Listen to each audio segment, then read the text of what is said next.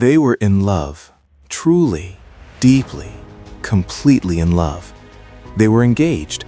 They were expecting a child together. And the night they finally invited both of their families over to celebrate, everything collapsed. Because in less than 10 minutes, sitting right there at that dinner table, they discovered a truth that had been buried for decades, a truth that should have never been hidden, a truth that changed everything.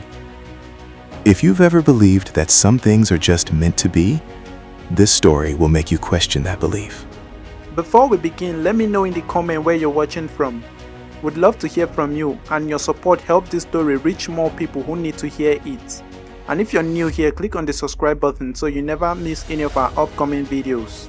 Julian Carter and Sophie Harmon met during their second year of college at a mid-sized state university in Ohio. It was the fall semester, one of those crisp October afternoons when the leaves had turned amber and the campus felt alive in that particular way it only does when the year is still young. Julian was in the library, elbow deep in a political science textbook, when Sophie sat down across from him at the only available table.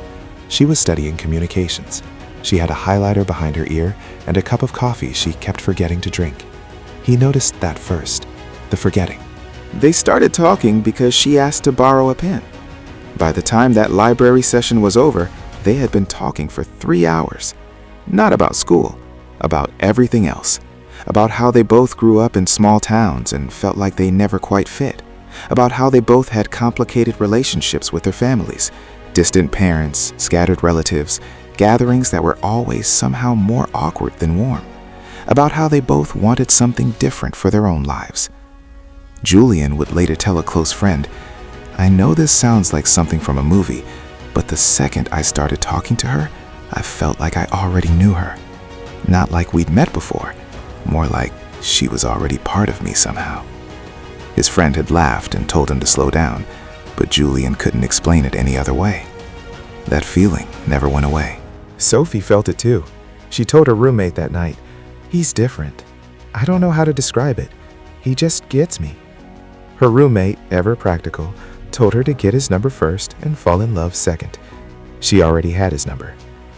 They became inseparable within weeks. Their friends on campus described them as one of those couples who made other people believe in relationships again, not because they were dramatic or showy about it, but because they were genuinely easy together. They laughed at the same things. They could sit in silence without it feeling uncomfortable. They finished each other's sentences. And when they disagreed, which was rare, they talked it through without it turning into something ugly. Everyone around them noticed it. Some people said it felt like they had known each other their whole lives. What nobody noticed, what nobody thought to ask, was why neither of them talked much about their extended family. Julian's parents had separated when he was young, and he'd grown up primarily with his mother, who had quietly drifted away from her side of the family over the years, following a falling out nobody ever fully explained to him. Sophie's family situation was similarly fragmented. Her father had remarried twice, and her mother had spent much of Sophie's childhood moving between cities for work. There were aunts and cousins she barely knew by name. There were family branches she had never explored. At the time, none of that seemed like anything more than a shared background of complicated family dynamics. Two people who understood each other's quiet scars without needing to spell them out. It felt like another thing that connected them. Some said it felt like they had known each other their whole lives, and as it would turn out, they were more right than any of them could have imagined. By the time they graduated, moving in together was never a question. It was just the natural next step. They found an apartment on the east side of Columbus, second floor, 2 bedrooms, a narrow balcony that looked out over a quiet street lined with oak trees. Julian had taken a job in project management at a logistics firm. Sophie was working at a local media company, producing content and slowly working her way toward the broadcast journalism role she'd always wanted. They built a routine. They split the groceries. They argued mildly about who was better at doing the dishes. They were normal, and they were happy. And for the first time in both of their lives, normal felt like exactly enough. Julian proposed on a Tuesday. Not a grand gesture, no restaurant, no hired violinist, no crowd of friends waiting to cheer. He came home early from work, cooked dinner himself, which Sophie later described as ambitious but uneven, and after they ate, He pulled out a ring he had been holding on to for 3 months and told her simply, "You are the only person I've ever felt at home with. I don't want to stop feeling that." She said yes before he finished the sentence. She would joke afterward that she wasn't even sure what the full question was. They set a wedding date for the following spring. They started talking about venues. Sophie's coworker offered to do the photography. Julian's best friend from college, a man named Derek Simmons, was going to be the best man. Everything felt ordered and right and real. And then, about 4 months after the engagement, Sophie took a pregnancy test on a quiet Sunday morning while Julian was still asleep. She sat on the edge of the bathtub for a long time before she called his name. When he came to the doorway, still half asleep, she held up the test and didn't say anything. He looked at it. He looked at her. And then he crossed the room and held her. And neither of them said a word for a while. And when they finally did speak, they were both smiling. To them, it wasn't just love anymore. It was destiny. It was a life they had built from scratch, together, out of two people who had always felt slightly out of place in the world. They had found their place in each other. They were certain of it. What they were not certain of, what they had no way of knowing, was that the most important conversation of their lives hadn't happened yet, and they were about to invite the people who would start it directly into their home. The idea to bring both families together came from Sophie. She brought it up one evening while they were planning the final details of the wedding guest list, and the conversation turned, as it often did, to the strangeness of their two families never having met. Julian's mother, Carol Carter, lived about 2 hours north in a town called Findlay. Sophie's parents, her mother, Linda Harmon, and her father, Ray Harmon, who remained cordial despite their divorce, were both within driving distance. There were a few aunts and uncles on each side, but nobody from either family had ever been in the same room. Sophie said, "Don't you think it's strange that our parents have never even met? We're getting married. We're having a baby. They should know each other." Julian agreed. He called his mother that same week. Sophie called both of her parents separately. They settled on a Saturday evening dinner at their apartment. Nothing formal, just immediate family. A chance to put faces to names before the wedding made it official. Julian's mother said she would bring her sister, a woman named Patricia Carter, who had helped raise Julian during some of the harder years. Sophie's mother said she would come with her older brother, a man named Gene Harmon, who had always been close to Sophie growing up. On the phone, everyone was warm. Everyone said they were looking forward to it. But Julian noticed, hanging up from the call with his mother, that there had been a slight pause when he told her Sophie's last name. A pause so brief he almost didn't catch it. He figured it was just the connection. He didn't mention it to Sophie. Neither of them knew. This dinner would change everything. The evening started pleasantly enough. Sophie had cleaned the apartment twice and arranged the dining table with the care of someone who understood that first impressions matter. Julian had handled the cooking. Roasted chicken, roasted vegetables, a store-bought pie. He plated carefully so it looked less store-bought. The apartment smelled warm and lived in. There were flowers on the counter. It looked like the home of two people who had their lives together. Carol Carter arrived first, alongside her sister Patricia. Carol was a soft-spoken woman in her early 60s with silver-streaked hair and a careful way of moving through spaces, as though she had spent a long time being mindful of taking up too much room. Patricia was louder, warmer, the kind of aunt who pulls you into a hug the moment she walks through a door. Both women smiled when they met Sophie, complimented the apartment, and settled into the living room with glasses of iced tea.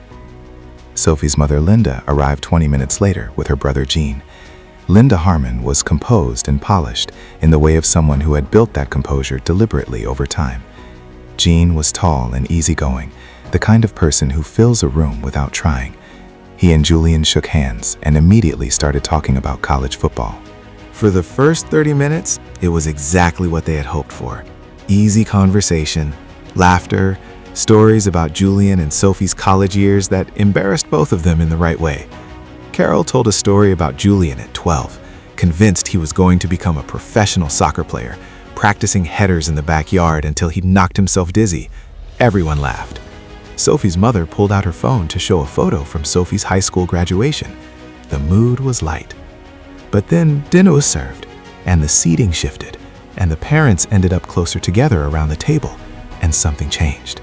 It happened gradually, So gradually that Julian and Sophie didn't even register it at first. Carol Carter had gone quiet. Not rudely quiet, but the kind of quiet that comes over a person when something is working at them from the inside. She was watching Linda Harmon speak, watching with an expression Julian didn't quite recognize. Patricia noticed it too, and leaned slightly toward her sister and said something low that Julian couldn't hear. Then Sophie's Uncle Gene said something offhand, just making conversation, and he mentioned the town where he and Linda had grown up, a small town in eastern Ohio called Millbrook, and Carol Carter set down her fork. It was barely noticeable, just a small, deliberate setting down of silverware, but Patricia looked at her sister sharply. Julian's mother said, "Did you say Millbrook?" Her voice was steady, her face was not. Jean said yes, smiled, said it was a small world, and asked if Carol knew the area. Carol said her family had connections there, said her maiden name was Alderman. And that was when Linda Harmon's expression shifted in a way Sophie had never seen on her mother's face before. The kind of recognition that wasn't comfortable. That wasn't the pleasant recognition of, "Oh, I think I know your cousin." It was something older and heavier than that. The questions started getting more specific. Carol asked Linda's mother's name. Linda gave it. Carol asked what year Linda's grandfather had been born. Jean answered before Linda could. The room had gone quiet now. Not the comfortable quiet of a dinner table between courses, the kind of quiet that precedes something that can't be taken back. Julian looked at Sophie. Sophie looked at her mother. At first it was small, almost unnoticeable, but then the questions started getting specific, and the silence became heavy. Carol pushed back slightly from the table. Not to leave, she wasn't leaving, but the way a person moves when they need a little more space to process something their body understood before their mind caught up. Patricia put her hand on her sister's arm. Julian said, "Mom, what's going on?" Carol looked at her son. Then she looked at Sophie, and the expression on her face was one Julian had never seen there before. It was grief, and it was confusion, and layered underneath both of those things was a kind of horror that she was working very hard to keep controlled. "Carol," Patricia said quietly, "are you sure?" Carol said, "I need to ask one more question." She turned to Linda Harmon and asked the name of Linda's maternal grandmother, the woman's full name, including her maiden name. Linda said it. The name landed in the room like something physical, like a door closing. Carol Carter said, very quietly, "That was my grandmother's sister." Nobody spoke. For several seconds, nobody in that apartment made a sound. Sophie said, "I don't understand." Carol looked at Julian. Julian looked at Sophie. And Carol, with the kind of careful, deliberate calm that only comes from trying very hard not to fall apart, said, "Sophie's grandmother and my grandmother were sisters. That makes Sophie and Julian." She didn't finish the sentence. She didn't have to. They weren't strangers. They weren't just from the same state. They weren't even just from the same region. They were family. Distant, a generation or two removed, the kind of connection that doesn't show up in casual conversation or on social media, but family. The DNA between them ran along the same line. Julian and Sophie were cousins. The silence in that apartment was unlike any silence either of them had ever experienced. Julian sat with his hands flat on the table and did not move. Sophie looked at her mother as if waiting for Linda to say it was a mistake, a misunderstanding, a confusion of names. But Linda Harmon was not saying it was a mistake. Linda was sitting very still, and her expression was the expression of someone who had just watched something irreversible happen in front of them. Jean stared at the tablecloth. Patricia kept her hand on Carol's arm. And Julian and Sophie sat across from each other, the same two people who had been laughing 40 minutes ago, the same two people who were engaged and expecting a child and building a life, and looked at each other across a table that suddenly felt miles wide. This is where it gets even more complicated. But before we continue, I want to hear your thoughts. Do you think something like this could have been prevented? Leave your answer in the comments below. And if you haven't already, subscribe so you don't miss what comes next. Sophie was the first one to break. She stood up from the table and walked to the kitchen. Not quickly, not dramatically, just walked there as if she needed to be near something familiar. And then she stood at the counter with her back to the room and her hands on the edge of the sink. Julian could hear her breathing, short and sharp and careful, the breathing of someone who is deciding, in real time, whether or not they are going to cry. Julian didn't move. He sat at the table with both hands still flat on the surface, his eyes fixed on some point in the middle distance. He looked like a man trying to reassemble a picture that had just shattered, going through the pieces, one by one, trying to make them add up to something different than what they were. Carol Carter was the one who spoke first. She turned to her sister Patricia and said, "You know what this means." Not a question, a statement, like something had just been confirmed that had been suspected for a long time. And that was when the room broke open.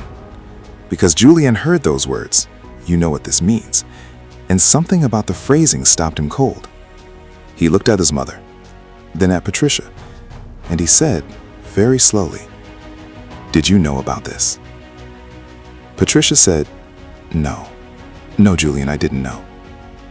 "But you suspected something." His voice was quiet, almost gentle, which somehow made it worse. "When I told you her name on the phone, when I said Sophie Harmon, I saw your face when you came in tonight. You hesitated." Carol Carter closed her eyes. "Mom," Julian said. Carol opened her eyes and said, "I thought it was a coincidence. The name, Harmon. I knew there had been a branch of the family. I hadn't thought about it in years.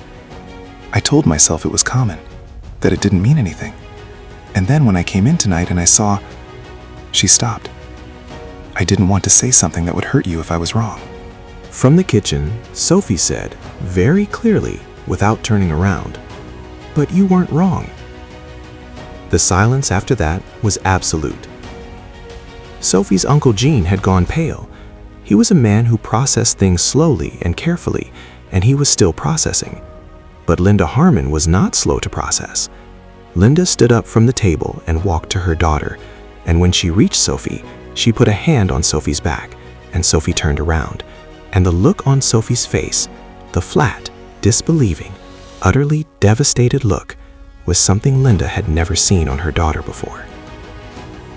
Someone in that room had known, Julian would say months later, when he finally found the words.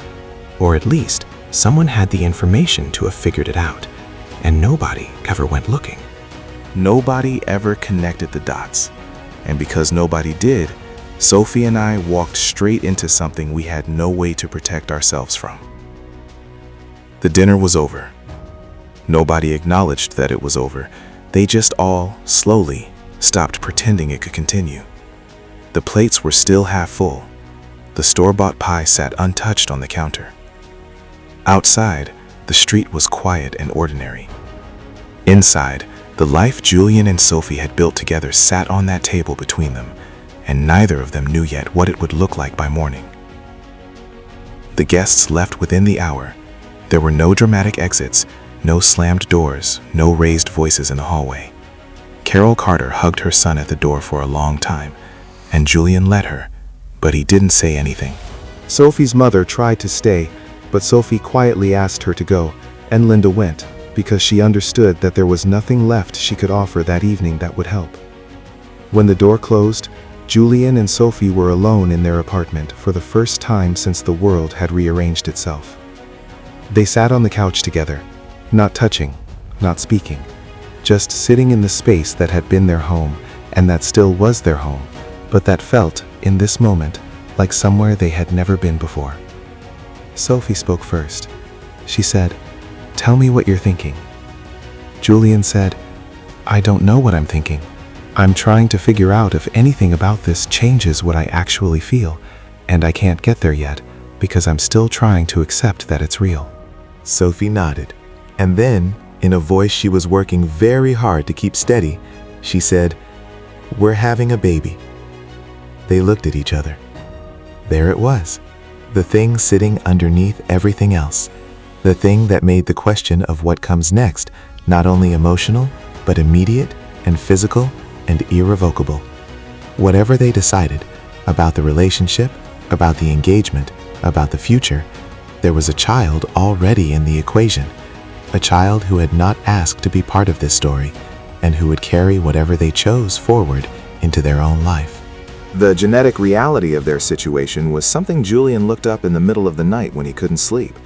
He lay there in the dark with his phone and read about consanguinity, the technical term for shared ancestry between partners, and the research on health outcomes for children of distant cousins. The data told him that for distant cousins, the elevated risk compared to unrelated couples is modest, that their child was not in the kind of danger that comes from first cousin or closer relationships. He put his phone down and lay in the dark and tried to decide if that made him feel better or if it just removed one layer of fear while leaving all the others intact. What he kept returning to, what he couldn't stop circling back to, was not the biology, it was the identity. He and Sophie had built their entire relationship on the feeling that they understood each other in ways other people didn't, that they shared something intangible and unexplainable.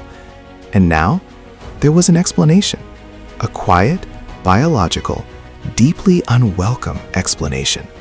And he didn't know what to do with the fact that the explanation existed. Did it change how he felt?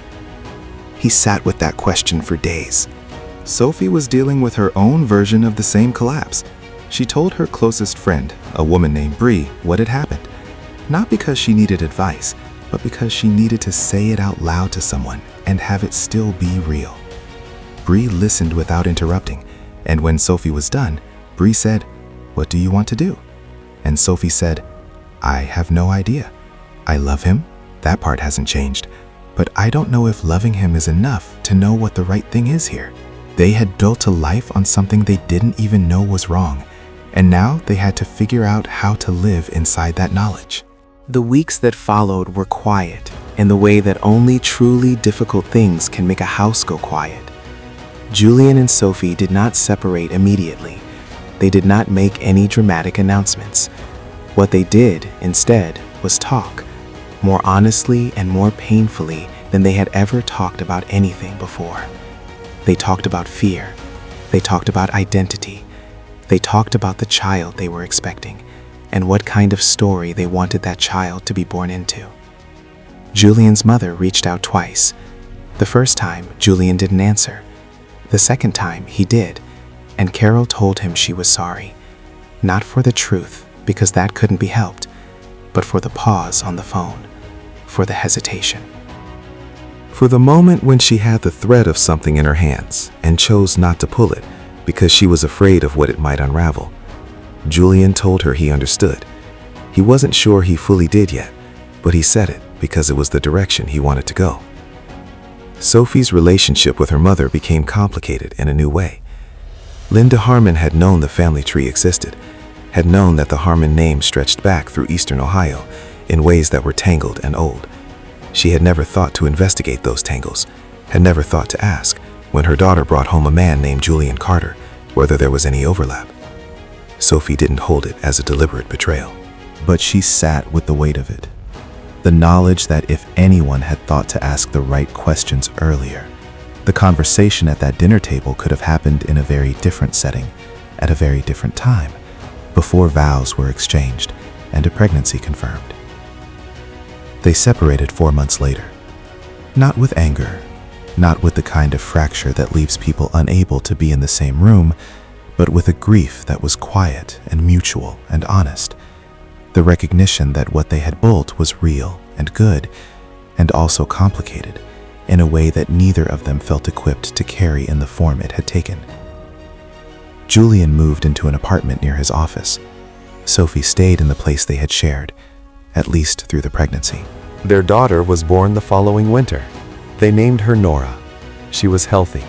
She had Julian's nose and Sophie's eyes, and a way of staring at the world with calm, wide attention that reminded both of her parents of the other one. Julian was in the room for the birth. He held Nora in the first hour of her life and stood at the window with her and said nothing for a long time, just looked at her face. They co-parent now. It is not simple, but it is careful and it is kind, and they have both said, separately, that they are grateful the other person is who they are. The love did not disappear. It transformed into something that looked different from the outside. Two people building separate lives while remaining the most important adults in a third person's world. The family divisions did not fully heal. There are holiday gatherings that are still awkward, conversations that still carry weight. But time has a way of wearing down the sharpest edges of even the most difficult truths. And Nora, who will grow up knowing her full story when she is old enough, in the honest and measured way her parents have agreed to tell it, will know this, that she was wanted, that she was loved, and that the two people who brought her into the world did so without knowing what they were to each other, and that when they found out, they chose to handle it with as much grace as human beings are capable of in the middle of something that breaks every map they had. There's a particular kind of pain that comes not from cruelty, not from accident, but from the slow accumulation of things left unsaid, from family branches that went unexplored, from conversations that never happened because no one thought to start them. Julian and Sophie did not do anything wrong.